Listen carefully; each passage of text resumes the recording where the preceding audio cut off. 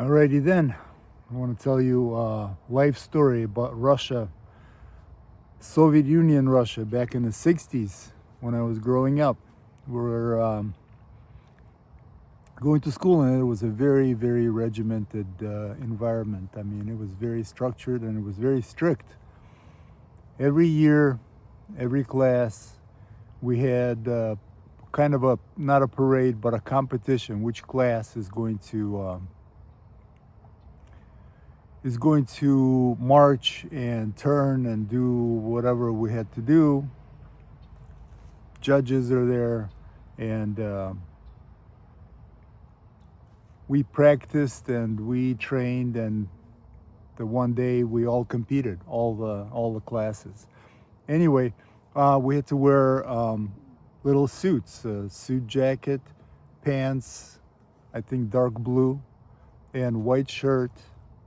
And the ties came in later when you got older. When you're younger, you wear like a little star, which you had to earn, and the tie you had to earn. It wasn't just given to you just because. You had to earn it, all right? Anyway, being full of piss and vinegar like most young people are that have confidence in themselves. And I was above average pretty much all my life. Never wanted to be average. I wanted to be better. Anyway, this one day, I think it was, I think I was 9 or 10, 11 maybe. I'm not sure. But anyway, when you march across, when you're doing these training exercises and you do the parade, the competition, and that one day, we had a guy with a flag in front, and we had a guy with a horn blowing whatever kind of a marching song that it was. I forget exactly what it was. But we had a guy that was good, and he was walking in front and doing his thing. And then one day they asked if anybody wanted to learn, because they needed a substitute or replacement, second if possible. So I thought it'd be a great idea. Like I said, this is probably the most embarrassing day of my life. And I've had lots of embarrassing moments I can tell you about later, but this was something special. Anyway, so I volunteered. I said, hey, why not?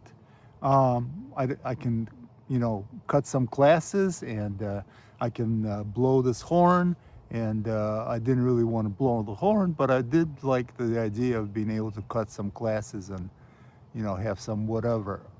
Not have to practice marching, because the horn player didn't march.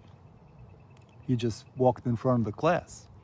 So I thought it would be a great idea. So I got my chance, and I had some time off, and I was able to cut some classes and this and that. No big deal. Blow the horn a little bit, but I sucked at it and didn't really practice to actually do this. And lo and behold, the day comes for the parade, for the march, the day of the march. And this is the entire school. I mean, everybody lines up around, and then you call out one class, and everybody walks out straight, and then to the right, and then walks around, blowing the horn, flag, the whole deal. This is Soviet Union school. This is not no joke. Very strict.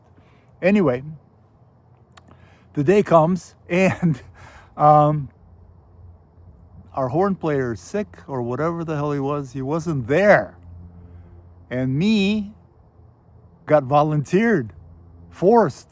I had to play this freaking horn. And we're talking about a horn about yay big. It's like a bugle, but it's a little bit longer. But it's basically the same thing like a bugle. You had to, you needed to know how to do it. You blow into, and it's not that simple. Anyway, here I am in front of the class, and we're marching, and I'm blowing some shit. I mean, I'm horrible. The entire school is grinning and laughing, not out loud, because this is a serious situation. Nobody's allowed to laugh out loud, but I'm sure people are rolling on the inside and out. But anyway, we walked around the entire gymnasium with my class, beat red because I was embarrassed. For me, for my class, for my school, for just freaking embarrassed because I was blowing some crap. And that's what happened. I mean, to me, that day is funny now, but back then, it wasn't so funny. It was not funny at all. Anyway, this is probably the most embarrassing day of my entire life, and I've had a few. Anyway, I love you. I thank you. I hope you like these stories. I'm going to keep them coming, okay? Let me know what you think. Let me know what you'd like to hear about. God bless. Love you. Thank you. Amen.